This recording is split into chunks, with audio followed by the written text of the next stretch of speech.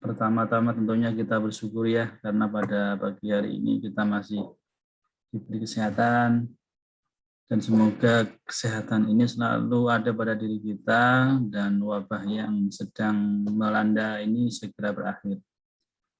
Oke teman-teman, pada kesempatan kali ini mungkin kita akan melanjutkan sesi diskusi kita di pertemuan ketiga ini. Kita akan membahas terkait dengan salah satu alat bantu yang digunakan oleh penilai pemerintah ya, yaitu daftar komponen penilaian bangunan atau yang disingkat dengan DKPB. Alat bantu ini sebenarnya sudah lama digunakan begitu ya oleh teman-teman di DJKN, dan kalau di pajak pun sebenarnya mereka juga punya ya alat bantu yang semacam ini begitu. Kalau di swasta di MAPI itu pun mereka juga ada alat bantu yang sejenis dengan ini begitu ya. Jadi memang alat bantu berupa DKPB ini biasa digunakan oleh teman-teman penilai di dalam melakukan kegiatan penilaiannya. Sebagaimana kita ketahui bahwa ketika kita melakukan penilaian khususnya untuk properti berupa bangunan, ya maka beberapa metode bisa dilakukan. Kan? Ada 4 metode yang teknik lah gitu. Ada 4 teknik yang bisa digunakan oleh teman-teman di dalam menentukan NRC terkait dengan bangunan. Ada survei kuantitas, ada indeks, ada unit terpasang, maupun ada yang RAB ya, yang rigid gitu ya.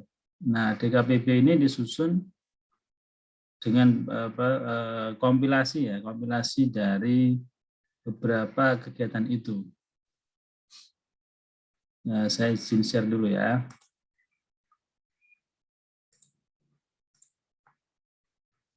Nah, untuk DKPB sendiri, sudah kelihatan ya? Ya, sudah, Pak.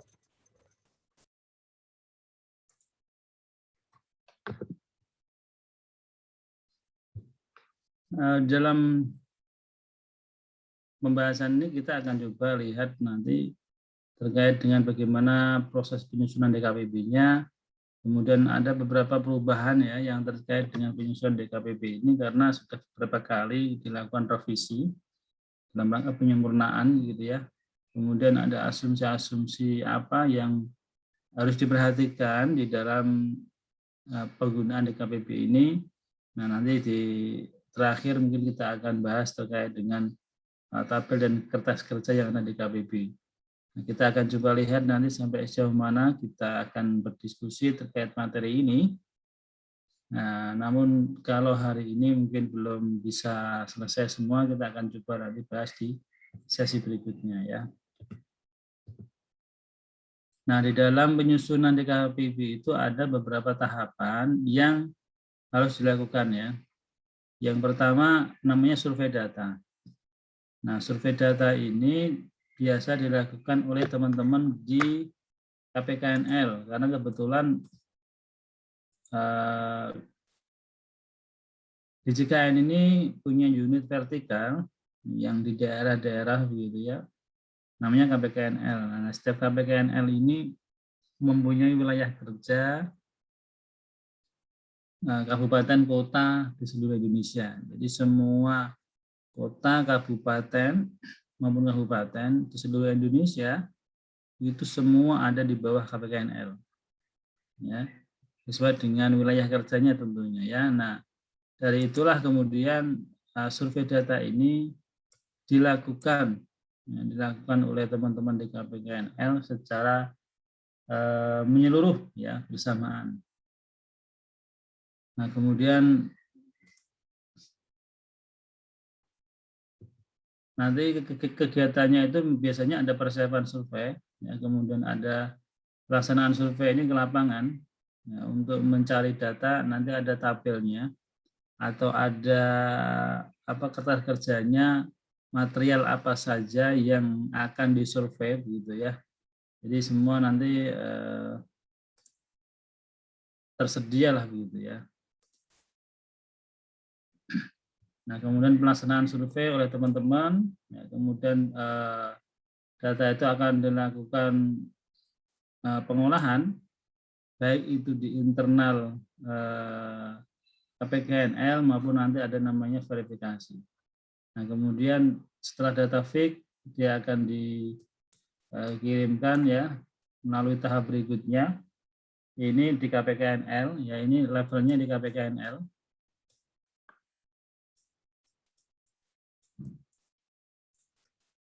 Ya, nah kemudian kalau di sini ini nanti bersama dengan Kanwil ya.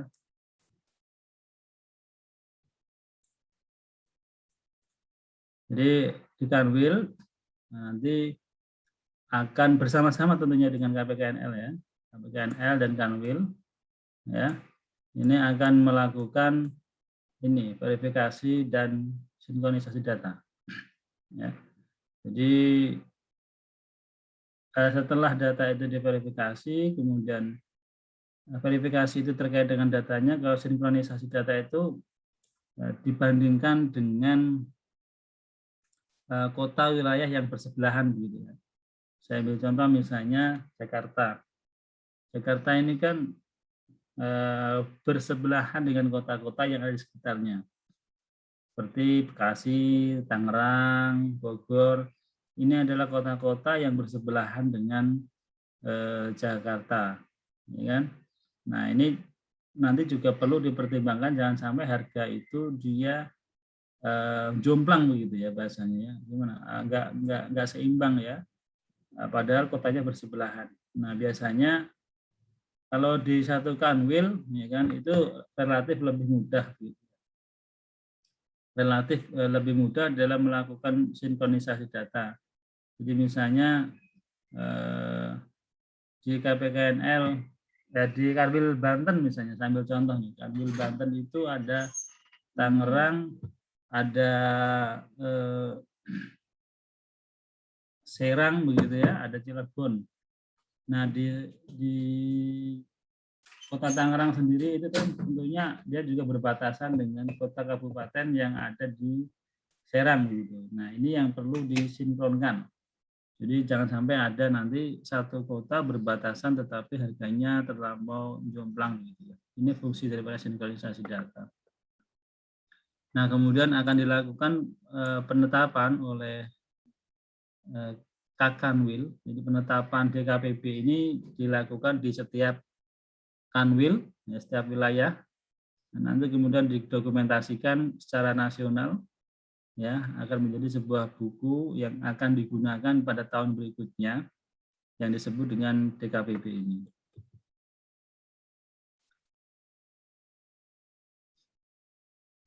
Nah, kemudian ada beberapa hal yang relatif baru begitu ya terkait dengan penyusunan survei DKPB ini. Yang pertama bahwa pelaksanaan survei harga dilakukan terhadap satu kota, ya, satu kota di mana KPKNL berlokasi. Ya, jadi kalau dulu survei itu ke semua kabupaten, kota, semua. Namun karena pandemi COVID, ya maka ada kebijakan kita nggak boleh bisa keluar survei begitu ya, sehingga kebijakannya adalah survei itu cukup dilakukan di kota kabupaten di mana KPKNL itu berada. Jadi kalau misalnya Medan itu ada KPKNL Medan, kemudian ada wilayah kerja di sekitarnya, maka yang disurvei cukup KPKNL Medan. Ya, nanti yang lainnya itu disusun dengan menggunakan indeks.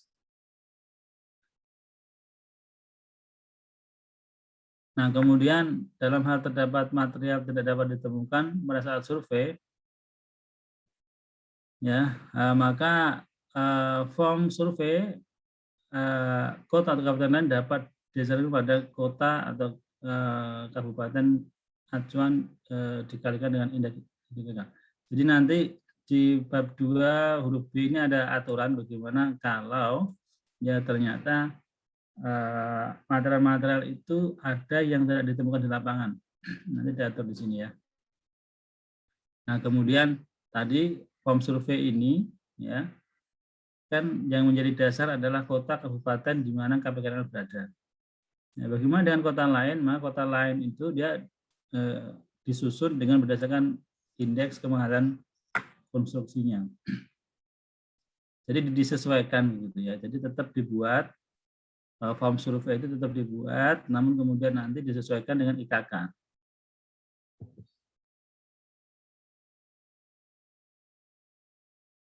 Terkait form survei itu nanti ada form bangunan, ya, material bangunan apa saja, ada upah pekerja terkait dengan tarifnya, dan ada terkait dengan harga sewa alat. Ya. Nah, data ini diisi baik primer dan sekunder begitu ya. Primer itu artinya datang ke toko, ya, kontraktor dan sebagainya, kemudian dia mencatat harga-harga itu dimasukkan ke dalam form survei itu. Kalau yang sekunder biasanya cari data mungkin di internet, biasanya dilakukan terhadap data-data yang agak sulit ya, yang mungkin di toko kota kabupaten itu tidak semua material bangunan itu bisa diperoleh gitu. Ya, nah ini biasanya kita juga mewajibkan bahwa form survei itu untuk yang data primer harus ditandatangani ya dan dicap. Ya, ini menunjukkan ya untuk membuktikan bahwa memang survei yang dilakukan oleh teman-teman ini benar-benar valid. Nah, ini jenis data sendiri ada data primer, ada data sekunder. Kalau primer yaitu secara langsung ya, tadi melalui tatap muka, ya tanya langsung ke toko-toko ya, retail maupun kontraktor. Kemudian, nah kalau yang sekunder itu bisa dari jurnal bahan bangunan, ya, atau mungkin dari instansi pemerintah yang lain ya, biasanya BPS. BPS itu juga ada data biasanya, atau mungkin sumber-sumber lainnya begitu ya. Biasanya yang sering itu memang dari BPS, jurnal maupun Pemda, ya data-data dari sana yang kita coba kompilasi ya dari beberapa sumber tadi. Nah, berapa jumlah data yang diperlukan? Jadi kalau materialnya itu mudah ditemukan, ya mudah ditemukan, maka data minimal 3 data. Misalnya yang mudah ditemukan itu biasanya kan besi, kemudian cat, gitu ya. Itu hampir di semua toko bangunan kan ada ya. Nah, itu minimal 3 data, 3 data atau tiga toko begitu ya. Toko A, toko B, toko C begitu. Minimal 3 data. Tapi kalau relatif jarang ditemukan di pasar ya, itu minimal 2 data lah. Ya, misalnya nih hijau atau rembesan itu ya, yang biasa digunakan untuk pembuatan septic tank ya, itu kan relatif jarang ya ditemukan. Nah itu nanti minimal 2 data lah, ya. Atau mungkin misalnya granit, ya kan, granit ini kan tidak semua toko material punya granit, biasanya di toko-toko tertentu ya, maka bisa kita menggunakan data itu minimal 2 data.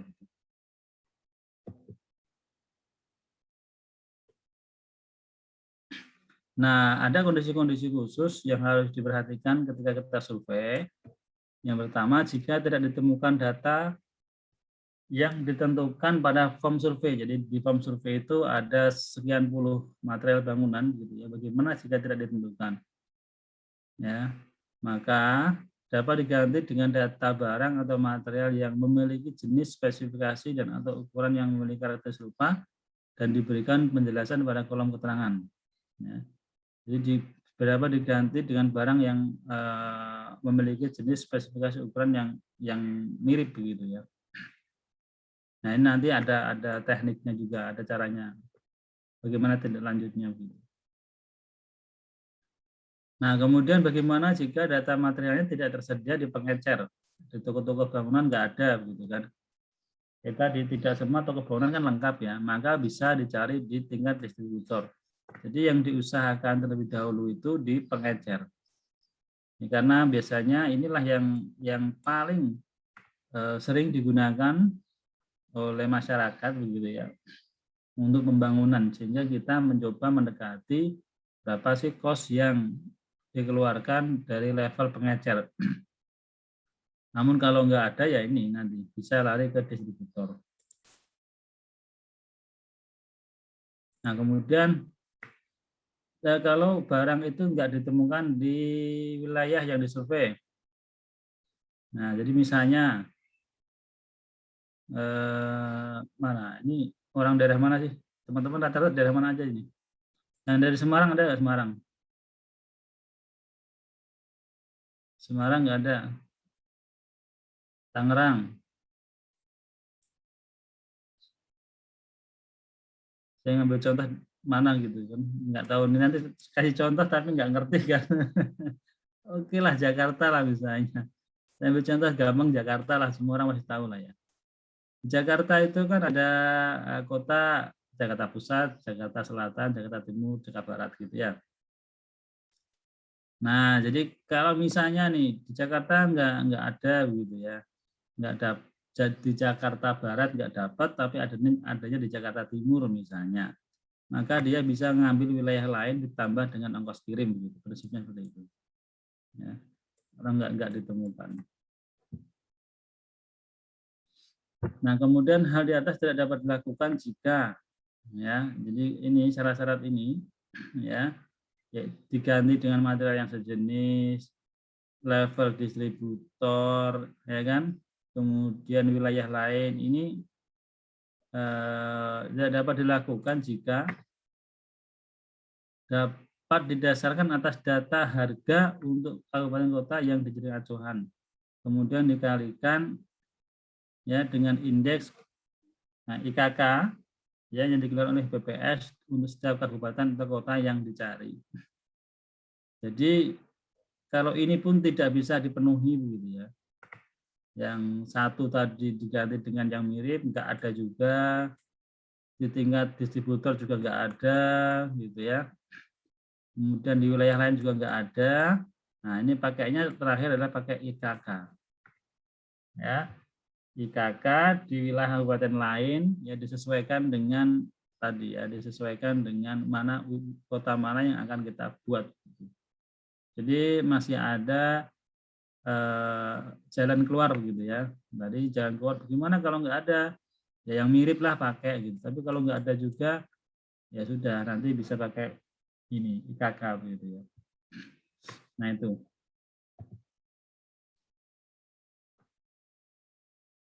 Nah syarat penggunaan IKK tadi ada syaratnya ya. Yang pertama kota yang dijadikan acuan adalah yang berada dalam lingkup satu KPKNL. Jadi kalau KPKNL di Jakarta itu kan ada Jakarta 1, 2, 3, 4, 5. Ya, kotanya Jakarta Selatan, Pusat, Timur, Barat, Utara. Nah, IKK ini boleh dalam satu KPKNL. Ya, hanya ada dalam satu KPKNL. Nah, ini saya contohkan kalau KPKNL ini misalnya KPKNL Semarang lah ya, Semarang. KPKNL Semarang itu wilayah kerjanya ada Semarang, ya ada kota Pati, Kudus, Demak, ya kan, Rembang, Kendal. Nah itu semua masih KPKNL Semarang kan. Nah itu IKK-nya boleh misalnya di kota Pati nggak ada, ya dia bisa pakai kota IKK kota Semarang gitu ya. Jadi dalam satu KPKNL. Nah kalau dalam lingkup satu KPKNL dia nggak ada, maka harus lingkup Kanwil. Jadi misalnya tadi Kanwil apa tuh Semarang itu maksudnya Kanwil Jawa Tengah. Satu KPKNL Semarang tadi nggak ada semua, maka bisa dia pakai KPKNL yang dalam satu Kanwil, misalnya dari Jogja, ya kan? Atau mungkin KPKNL Pekalongan gitu, Tegal, ya kan untuk wilayah-wilayah yang berseberangan lah gitu, yang berdekatan ya dengan daerah Kendal, misalnya Batang dengan Kendal gitu ya, ini kan bersebelahan ya, tapi beda KPKNL. Nah, nanti bisa pakai ini dalam satu kanwil. Nah, kemudian kalau satu kanwil pun nggak ada, nah nanti mengaturnya adalah ke DKI ya. Jadi kalau misalnya material-material itu nggak ditemukan baik di KPKNL, kanwil, maka nanti merefernya adalah ke DKI Jakarta. Disesuaikan dengan IKK tentunya ya. Nah, ini cara penggunaan IKK.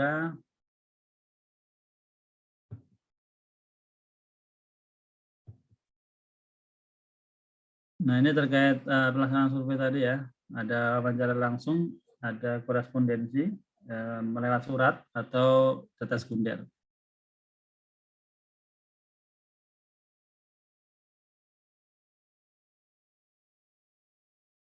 Nah, kemudian setelah survei ada pemeriksaan data.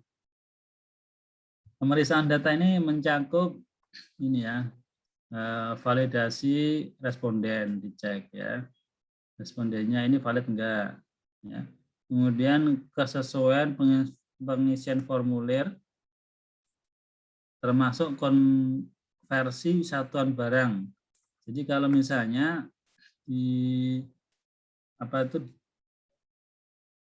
harga besi misalnya ya, besi itu harganya nanti dikonversinya apa begitu. Jadi biasanya misalnya besi konversinya kilogram ya. Nah, sementara harga di pasar itu kan dia per batang ya. Jadi misalnya besi ukuran 12 in misalnya ya. Itu berapa harganya? Nah, itu kan biasanya ngitungnya tergantung konversi. Kalau misalnya konversinya itu per kilo, maka harga di pasar yang dijual satu batang sekian, maka nanti dihitung dulu dikilokan harganya menjadi berapa. Ya, itu contoh cross check terkait dengan konversi. Kemudian kesesuaian jumlah data sampel. Tadi ada persyaratan data sampel itu minimal 3 untuk yang umum, dan kalau yang khusus yang jarang 2.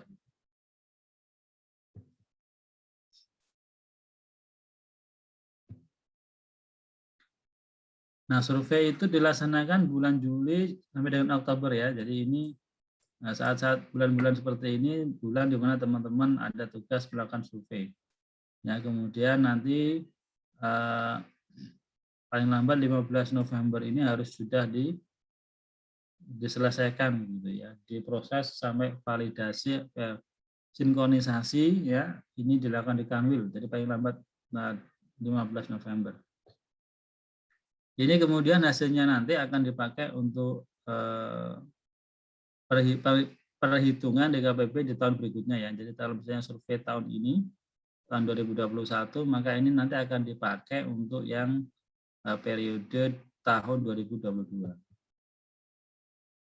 Nah, ini proses verifikasi dan sinkronisasi.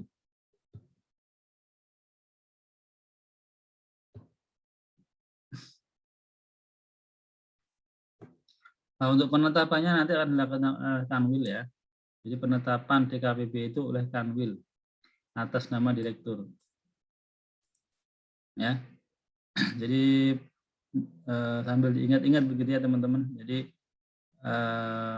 kalau prosesnya tadi yang survei itu KPKNL, verifikasi dan sinkronisasi ini tadi dilakukan di level Kanwil bersama-sama dengan KPKNL, ya, maka proses penetapan itu dilakukan oleh Kepala Kanwil atas nama Dirjen, ya, Direktur Jenderal Keuangan Negara. Jadi mungkin itu yang perlu diingat-ingat begitu ya. Jadi kalau misalnya nanti di soal ujian keluar yang semacam itu, harus tahu ya. Ini kan sifatnya sebenarnya sederhana ya. Jadi yang penting alurnya teman-teman memahami. Nah, kemudian ada pendokumentasian. Tadi setelah ditandatangani oleh masing-masing Kanwil, dilaporkan ke kantor pusat untuk didokumentasikan. Ya. Dan terakhir pelaporan. Ya, pelaporan ya dicetak paling lambat tanggal 31 Desember ya untuk kemudian dipakai di tahun berikutnya.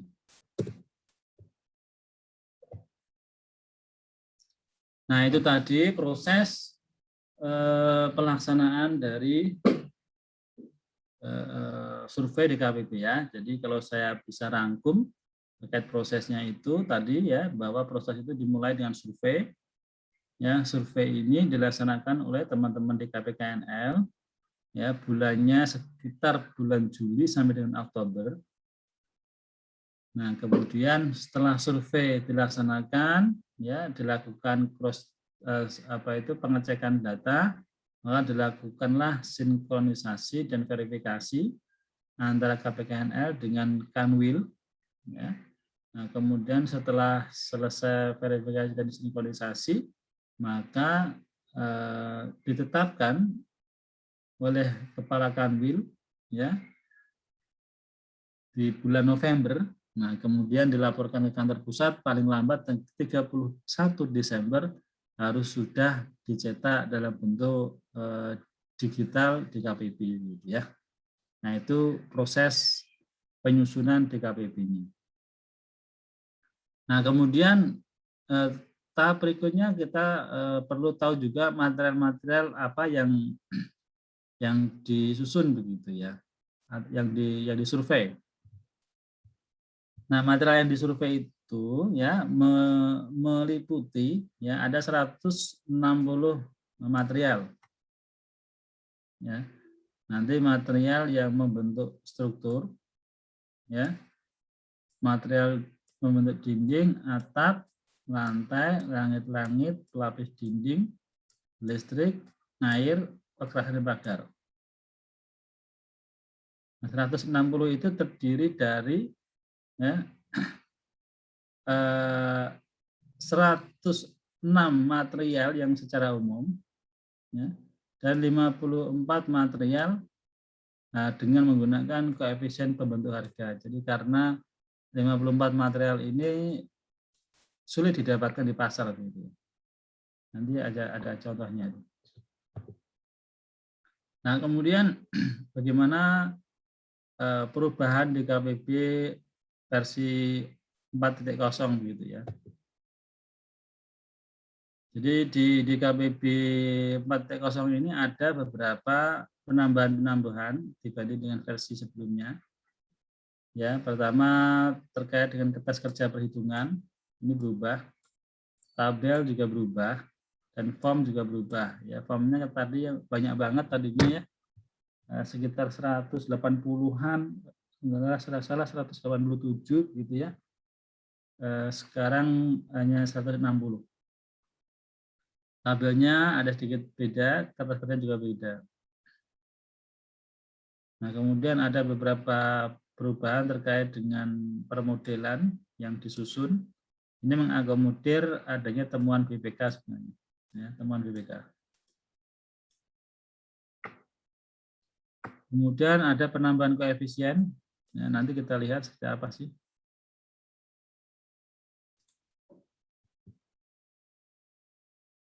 Nah, ini saya kira terlalu detail ya, mungkin tidak perlu kita bahas.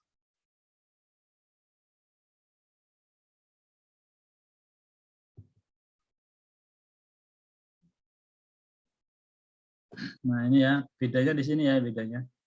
Kalau dulu 185, sekarang 160. Ya.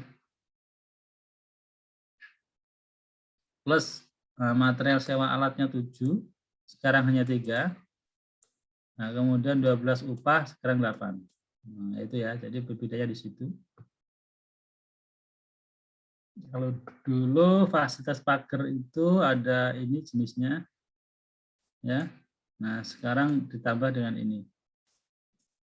Nah, ada material batako untuk pagar. Kemudian ada penambahan koefisien ya, koefisien. Jadi dulu belum ada perhitungan koefisien untuk basement, sekarang sudah ada. Ya, basementnya itu sampai level 3. ya, basement 3 lapis gitu ya. Kemudian untuk bangunan ya, bangunan itu nanti sampai di tingkat lantai 40. Ya, sampai di lantai 40.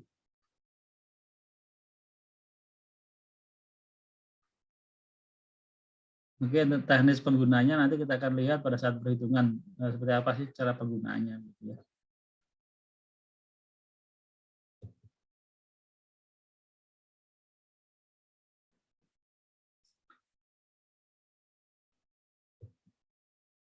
Oke, ini terkait dengan koefisien ruang ya, hal baru. Jadi misalnya terkait sidang. Ini maksudnya ruang sidang ya. Kenapa ini dibentuk? Karena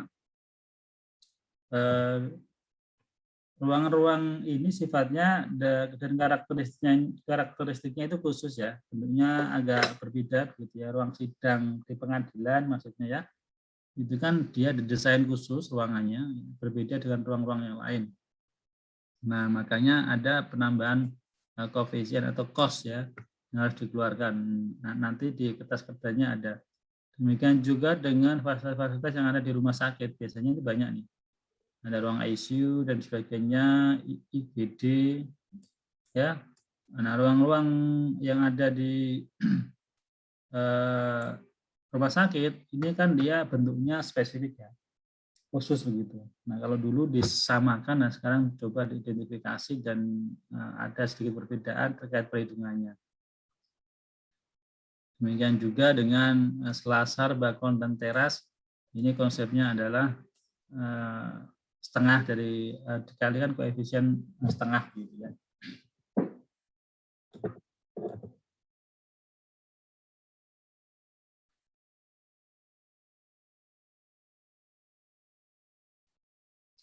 Nah, ini tadi yang terkait dengan ada namanya koefisien pembentuk harga. Jadi koefisien ini digunakan untuk membentuk harga material yang didasarkan pada material yang lain yang dianggap memiliki kemiripan ya.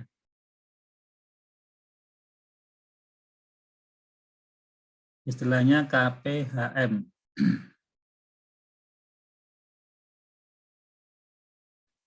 Jadi KPHM ini ada material induk dan ada material namanya material child ya, material pembentuknya. Jadi misalnya nih, kita dapat data ini, aksetilin. Nah, kita nggak ketemu oksigen. Nah, maka bisa pakai data aksetilin ini, nanti dikalikan KPHM-nya 0,4. Kemudian kita nggak ketemu ijuk. Ya. Nggak ada ijuk, kita bisa ganti batu kali, tapi dikalikan dengan 0,238. Ya, kemudian kita misalnya batu tas, batako tras nggak ketemu, bisa diganti dengan batako PC dengan koefisien 1,049. Kemudian aspal misalnya, aspal cal nggak ketemu, adanya aspal hot mix bisa dikalikan 0,08. Nah, seperti itu cara penggunaannya ya. Nah, ini tidak semua ya, tidak semua KPHM itu ada begitu ya. Ini sudah ditentukan ya, di dalam DKWB ini sudah ditentukan material-material apa saja yang bisa dijadikan sebagai KPHM. Nanti ada di petunjuk teknisnya ya, yang lebih lengkap.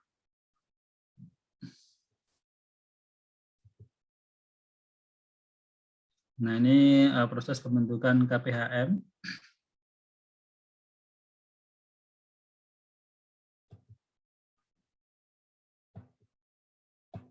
Saya kira nggak perlu ya kita diskusikan, yang ini terlalu detail.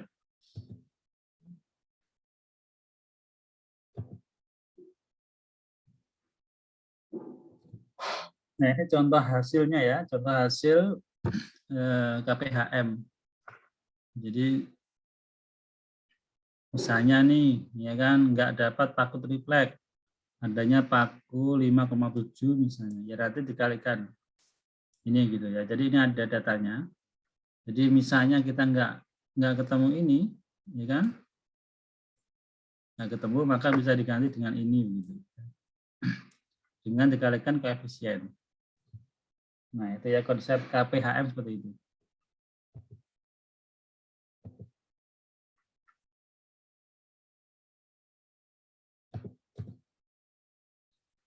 Nah, kemudian ini yang mungkin cukup penting ya terkait dengan asumsi-asumsi yang ada dalam DKPB. Pertama, bangunan kategori 1. Ya. Itu adalah bangunan residensial kan. Difungsikan sebagai tempat tinggal. Nah, bangunan kategori 1 sendiri dibagi menjadi 3 jenis bangunan. Berdasarkan perbedaan strukturnya gitu ya. Bangunan kategori 1.1 misalnya itu bangunan rumah tinggal 1 lantai. Intinya di situ ya. Kalau ini sifatnya teknis banget ya. Jadi biar ya intinya kalau teman-teman pengen tahu oh bangunan 1.1 itu apa sih? Ya ini bangunan 1 lantai. Ya, bangunan 1 lantai. Bangunan rumah tinggal nih ya. Nah, kemudian 1.2 ya, rumah tinggal ya yang dia lebih dari 1 lantai maksimal 4 lantai.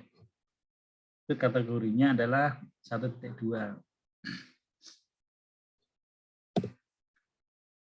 Nah, kalau 1.3 itu bangunan tempat tinggal ya jumlah lantai lebih dari 4.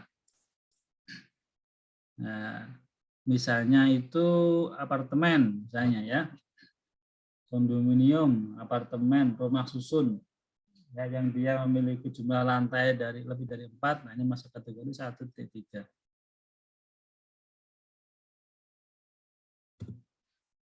Nah, kalau kategori 2 itu bangunan usaha komersial ya. Ada 3 jenis juga. Yang pertama komersial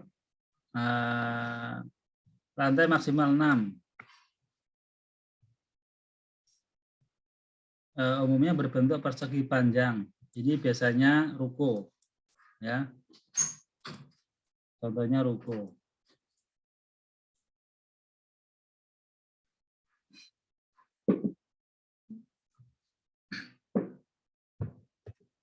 Kemudian 2.2 bangunan komersial lantai maksimal 8.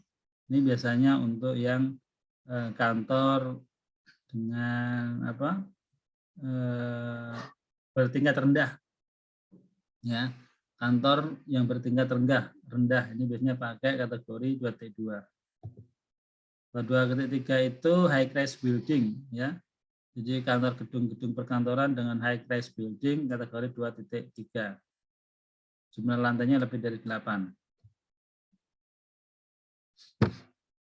Kemudian kategori yang ketiga itu terkait dengan gudang, bengkel, pabrik. Itu masuk kategori 3. Nah, ada 3.1 itu dia gudang dengan konstruksi atap pelana ya, yang tidak ada mezaninnya. Ya. Ketinggian biasanya hanya 5 meter lah gitu ya kalau kita lihat gudang gitu ya.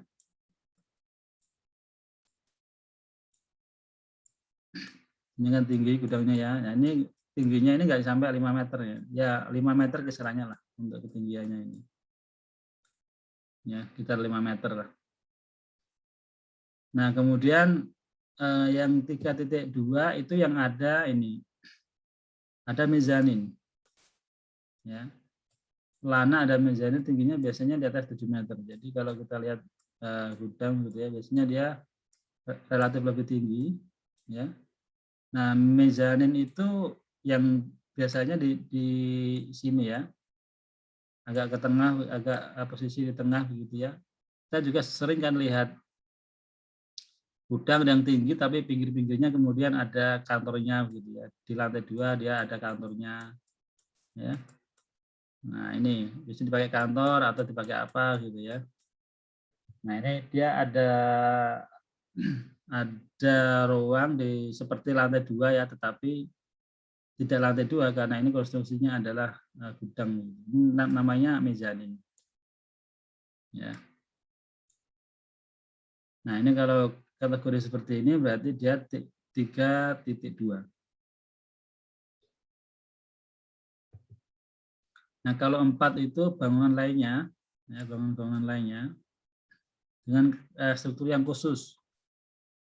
Ya, yang paling sederhana itu bangunan yang ringan dan sederhana, kategori 41.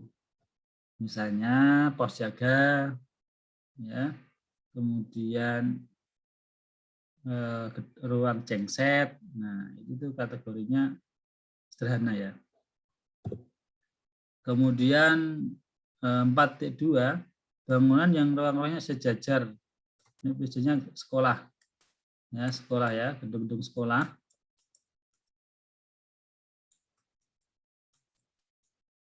Ini dengan model-model yang sama gitu ya.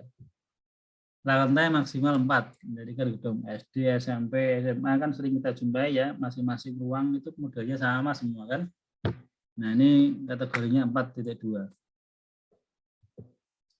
Nah, kemudian 4.3 yang rumit ya. Misalnya ini tempat pertemuan ibadah gitu ya. Hall ya kan, hall atau gedung pertemuan ya, atau masjid dengan kubah besar. Nah, itu kategorinya di sini 4.3. Nah, itu terkait dengan pengkategorian dari jenis bangunan ya. Nah, prinsipnya teman-teman mungkin yang perlu dipahami adalah secara umumnya ya. Secara umum, saya ulang, ada 4 kategori jenis bangunan. Kategori 1 itu adalah residensial, ya. Nah, residensial itu dibagi 3. Bangunan 1.1 adalah untuk rumah tinggal 1 lantai. 1.2 yang lebih dari 1 lantai, rumah tinggal lebih dari 1 lantai. 1.3 yang di atas jumlah lantai di atas 4 ya, seperti misalnya apartemen, kondominium ya kan. Nah, ini contoh 1.3.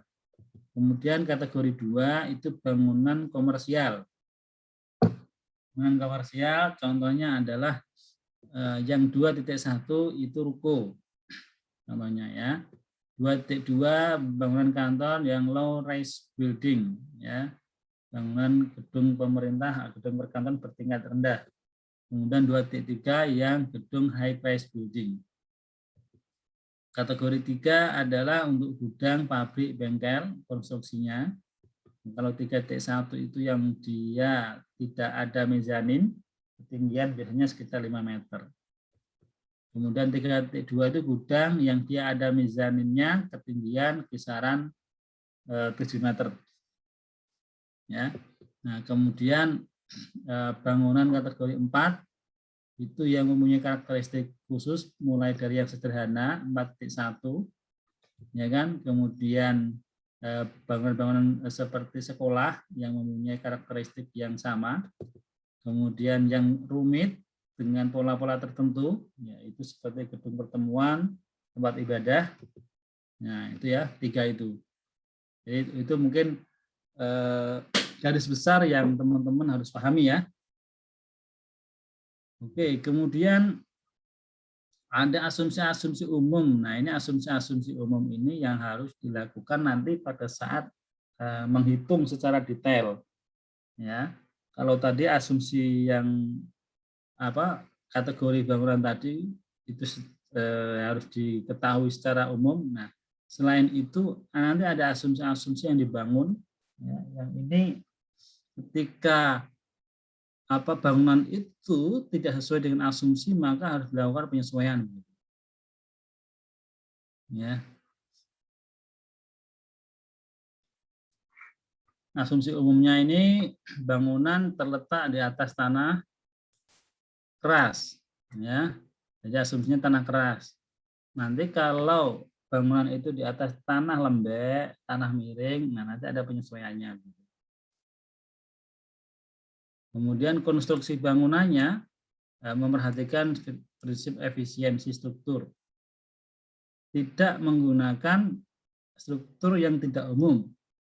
Misalnya dengan arsitek yang rumit.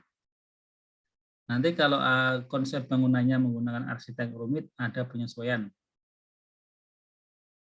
Nah, dimensinya dan bentuk strukturnya sudah memperhatikan kelebihan dan kekurangan masing-masing struktur bangunan. Asumsi lain tentang bangunan berdiri sendiri, ya tidak menempel dengan bangunannya. Jadi dengan bangunan yang ada di sekitarnya. Jadi asumsinya adalah bangunan tunggal.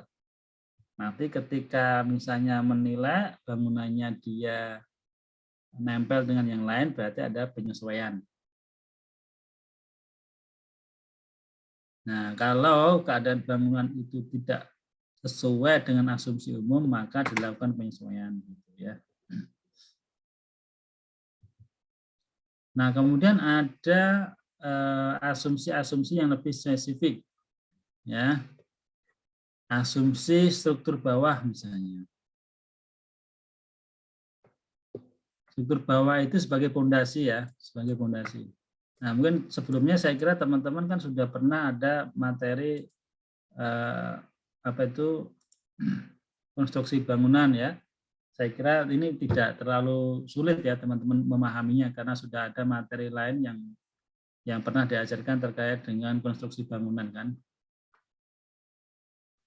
Nah, jadi asumsi di dalam struktur bawah itu ya pembentukan biaya struktur bawah itu meliputi mulai dari persiapan termasuk gali tanah, uruk ya, uruk tanah, uruk pasir, pekerjaan fondasi, uruk kembali dan pembentukan balok seluf. Nah, jadi kalau struktur bawah itu dia sampai balok seluf. Oke. Nah, ini tadi penyesuaian-penyesuaian yang harus dilakukan tadi yang saya sampaikan tadi. Kalau misalnya struktur bawah dia ada di tanah lembek, maka ditambah nanti 135%. Ya. Kemudian kalau panggung misalnya dikalikan 75%. Nah, ini namanya penyesuaian struktur bawahnya. Ya. Kemudian untuk bangunan-bangunan tertentu juga ada penyesuaian, misalnya bangunan satu lantai, ya, tapi jenisnya 2.1.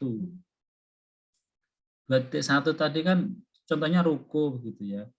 Nah, jadi ruko itu standarnya adalah 2 lantai. Ketika ada ruko 1 lantai, maka strukturnya pasti lebih kecil, lebih sedikit. Maka struktur bawahnya dikalikan 65%. 2.2 itu konstruksi bangunan kantor, ya, low rise building. Tetapi ketika dia ada kantor 1 lantai, maka nanti di adjustment 70%. Ya. 4.2 itu adalah konstruksi untuk sekolahan yang lebih dari 1 lantai. Ketika nanti sekolahan hanya 1 lantai, ya kan, maka di adjustment 65%. Itu maksudnya ya. Jadi nanti dilihat kita ketemu dengan bangunan seperti apa. Sekolahan macam tadi ya.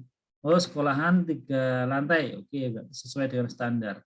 Tapi kalau sekolahan, ya kan, ternyata dia hanya 1 lantai, nah harus disesuaikan struktur bawahnya. Ya, jadi ini asumsi-asumsi yang harus diperhitungkan pada saat melakukan perhitungan penilaian. Nah, kemudian ada namanya rangka. Ya.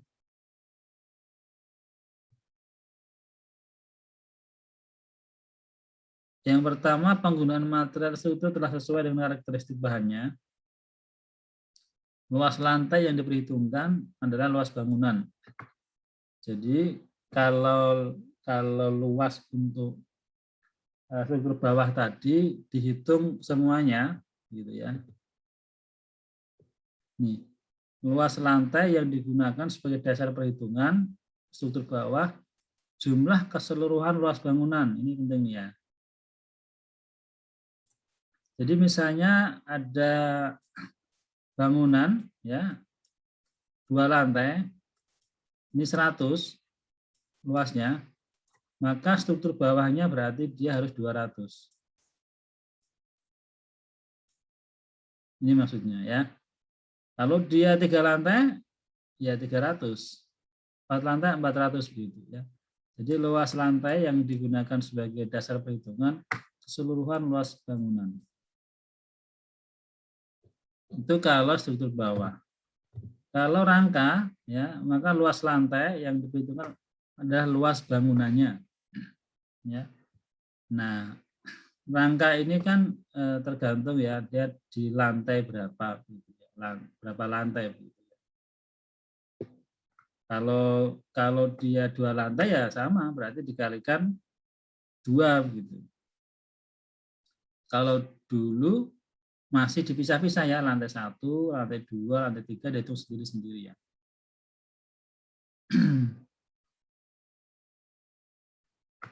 Bagian konstruksi meliputi kolom, ring balok, plat lantai, ya, lantai 2 dan seterusnya. Jadi plat lantai kalau ada lantai 2 itu masuk dia plat lantai. Plat dan beton tangga. Jadi beton tangga itu termasuk konstruksi rangka. Corwell, Sherwell juga ada. Ini konstruksi rangkanya ya. Ada penyesuaian struktur rangka. Ya tadi ya 2.1 kalau hanya 1 lantai. Ya. Jadi 2.1 tadi kan ruko tadi ya, jika ada ruko hanya 1 lantai, rangkanya juga disesuaikan. Ya, gedung kantor 1 lantai disesuaikan. Selain tadi ya, selain struktur bawah juga struktur rangka juga disesuaikan. Ya, dalam kondisi yang 1 lantai ini ya. Nah, kemudian atap. Dimensi atau struktur atap rangka sesuai dengan beban yang mendukung. Luas lantai yang diperhitungkan adalah luas lantai yang langsung ditutup atap bangunan. Ya, ini jadi misalnya tadi ini ada gedung bertingkat gitu ya. Nah, luasnya ini tadi misalnya 100, ya kan? Maka konstruksi struktur atapnya ini ya berarti adalah ini ya. Nah, jadi luasnya adalah 100. Bagaimana kalau misalnya ada bangunan, ya kan? Ada atapnya. Kemudian di sini ada yang nggak ada atapnya misalnya. Ya kan? Kan ada yang gedung yang begini ya, ini ada atap, separuh lah gitu ya. Maka yang dimaksud struktur atap itu yang hanya ini aja ya.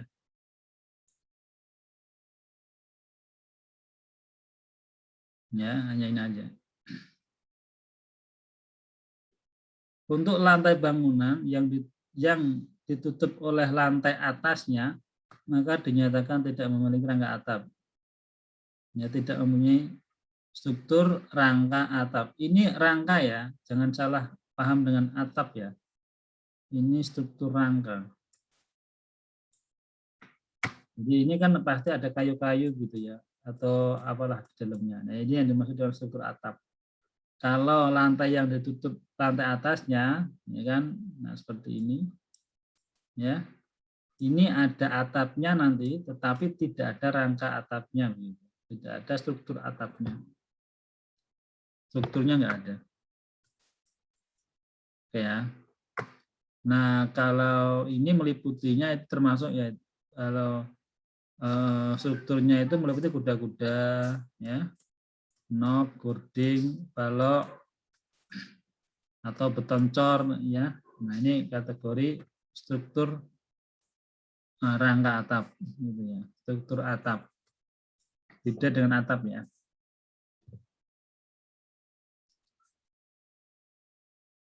Nah, kemudian ada komponen material. Meliputi material atap. Ini tadi ada struktur atap, ada material atap. Ada dinding, ada langit-langit, ada lantai. Ya. Nah, ini asumsi-asumsi untuk material dinding. Ya, dinding itu asumsinya nanti tebalnya adalah 15 cm. Oke. Jadi tebal dinding 15 cm. Kalau lebih dilakukan adjustment. Tinggi dinding ya.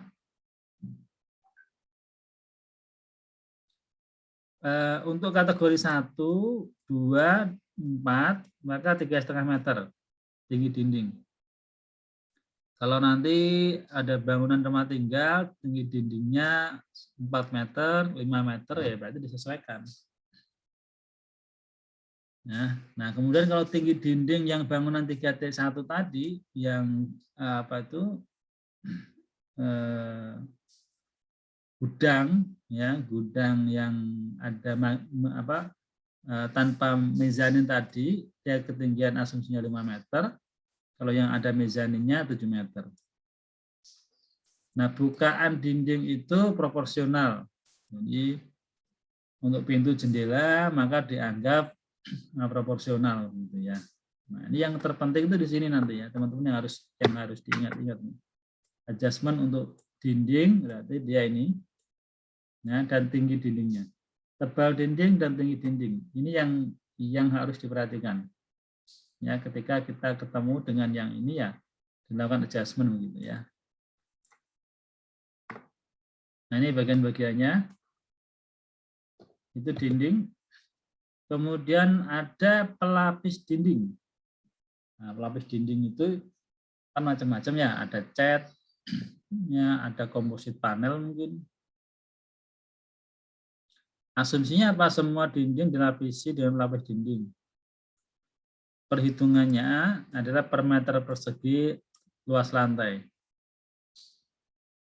Ya, tidak termasuk lapis pintu dan jendela. Jadi enggak kalau ada pintu dan jendela itu enggak dimasukkan di dalam pelapis dinding.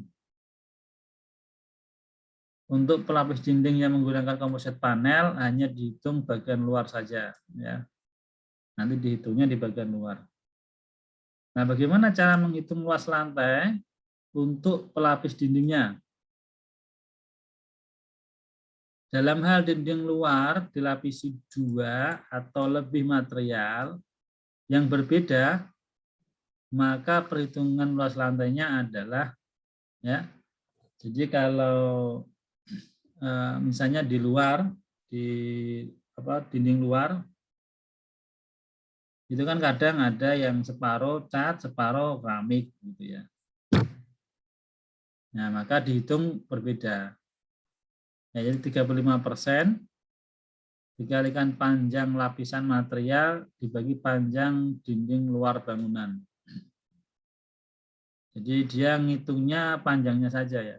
Panjang lapisannya berapa dibanding dinding luar. Jadi proporsinya adalah material ya, panjang material cat yang pelapis dinding luar tadi dibanding dengan dinding luarnya begitu.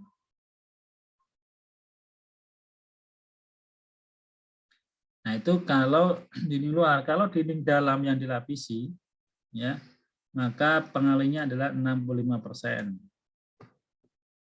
Ya. Jadi kalau luar dia dikalikan 35%. Kalau dalam dikalikan 65%.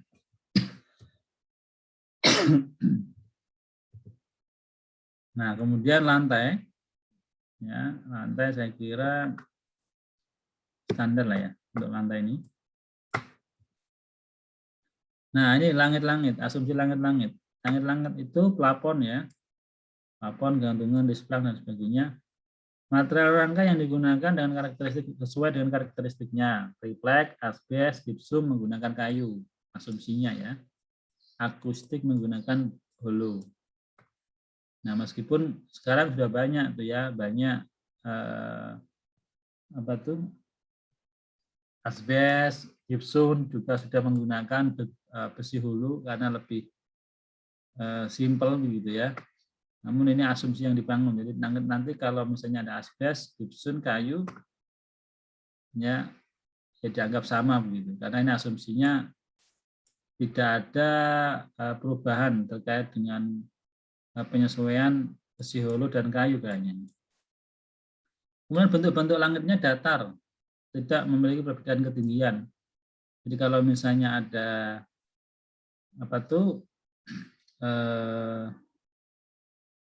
langit-langit yang modelnya variasi dan sebagainya, nah itu nanti di adjustment sendiri ya.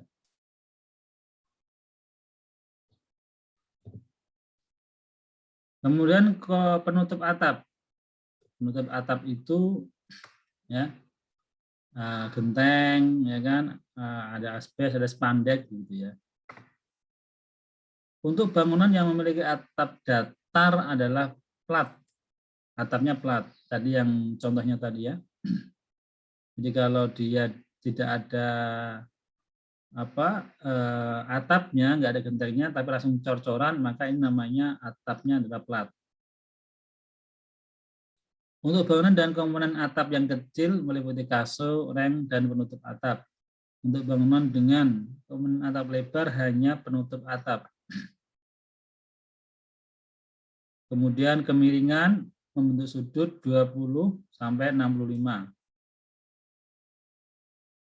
Kecuali untuk bangunan 4.3 ya, yang bangunan khusus itu sudutnya bisa sampai 45. Ya, kalau yang lain standarnya 20 sampai 35 ya kemiringan bangunannya. Nah, itu untuk asumsi penutup atap. Nah, untuk listriknya asumsinya antara sesuai perhitungan titik lampu sudah termasuk perhitungan saklarnya, stop kontak hanya untuk stop kontak permanen. Nah, untuk penyambungan ke sumber listrik ditentukan berdasarkan pemasok daya listrik ini kalau pasang listrik ya. Ya, jadi berapa sih biaya pemasangan? Ya, ini disesuaikan di masing-masing daerah. Ini asumsi-asumsi terkait dengan listrik ya, untuk listriknya tadi. Stop kontak yang sifatnya permanen. Titik lampu itu sudah termasuk saklar. Ya. Box sikring, jumlah sikring. Ya. Titik lampu adalah termasuk titik lampu itu adalah kipas angin, exhaust, AC, ya, yang tersambung dengan jaringan listrik tanpa stop kontak. Jadi kan biasanya AC itu langsung ya. Tapi kalau tidak langsung berarti beda nanti. Kemudian instalasi air bersih. Ya. Asumsinya dalam instalasi air bersih itu instalasi air bersih adalah instalasi air yang tertanam.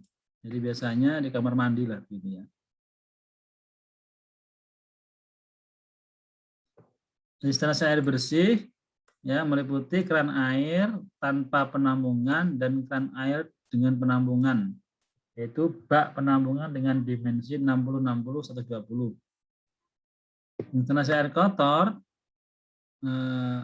dan air kotor floor drain meliputi kloset, wastafel, urinyor, kitchen sink ya, serta perhitungan septic tank. Ini sudah dihitung semuanya ya. Yaitu instalasi air bersih dan air kotornya. Nah, kemudian asumsi perkerasan. Pertama, perkerasan tidak memerlukan rekayasa tanah asli. Jadi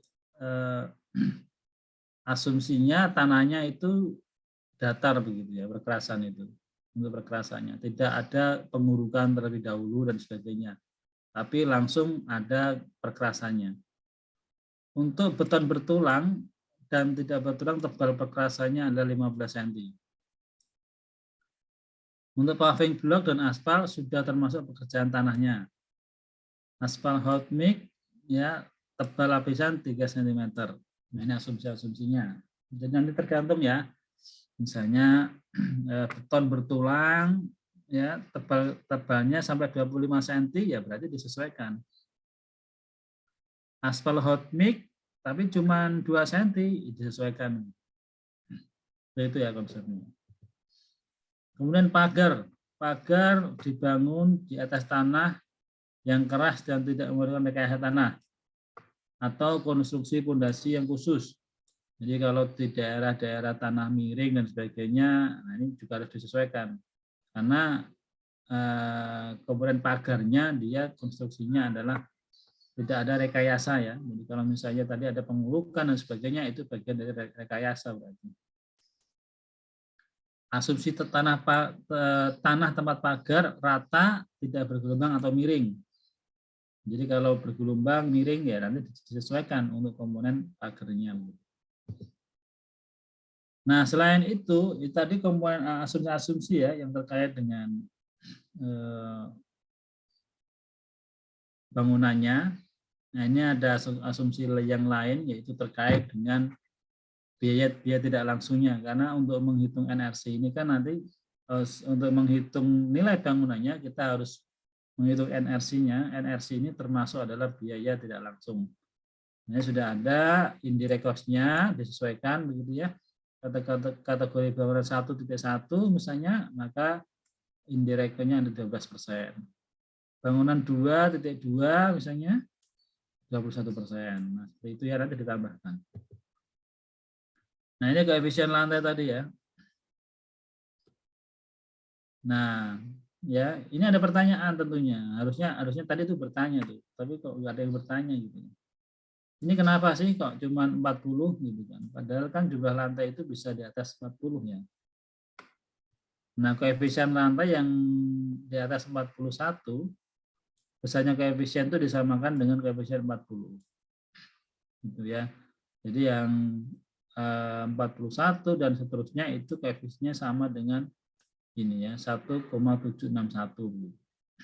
Ini asumsi ya, asumsi aja. Artinya apa? Karena konstruksi dari apa itu DKPB ini sudah dibahas demikian rupa ya dengan beberapa uji coba begitu ya. Maka jumlah lantai yang di atas 40 itu maka nanti dianggap koefisiennya sama 1,761. Nah, sebelum saya lanjutkan, ada yang mau ditanyakan?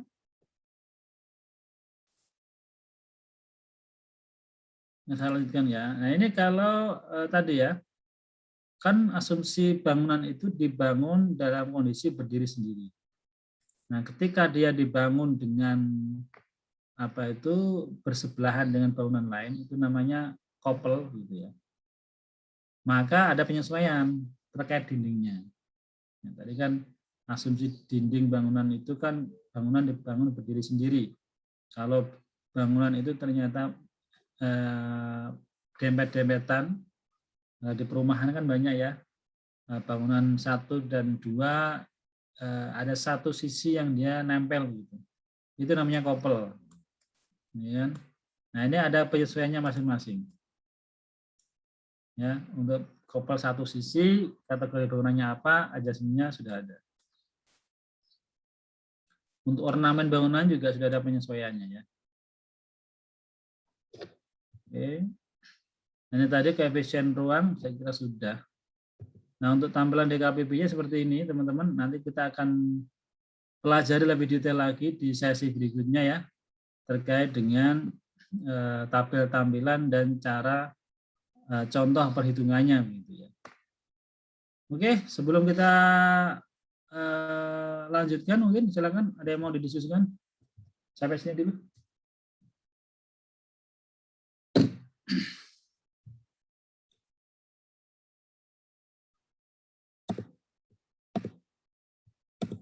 Oke, untuk tampilan saya kira kita nanti akan bahas di minggu berikutnya aja ya. Jadi nanti tampilan sekaligus contoh perhitungannya seperti apa nanti kita akan diskusikan pada sesi berikutnya.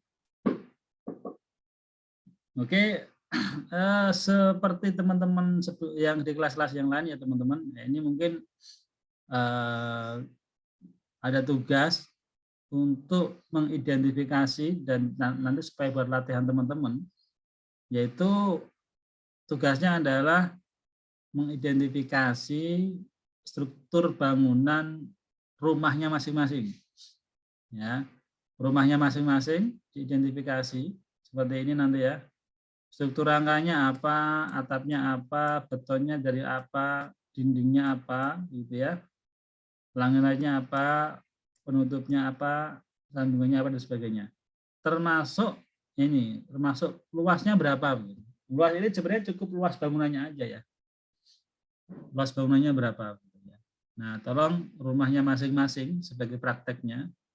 Nanti sekaligus pada sesi pertemuan berikutnya, ini setelah kita membahas ini, nanti silakan coba dihitung supaya teman-teman tahu berapa sih nilai bangunan rumahnya masing-masing. Ya, nanti koefisiennya ini, ya koefisiennya ini disesuaikan nanti tentunya dengan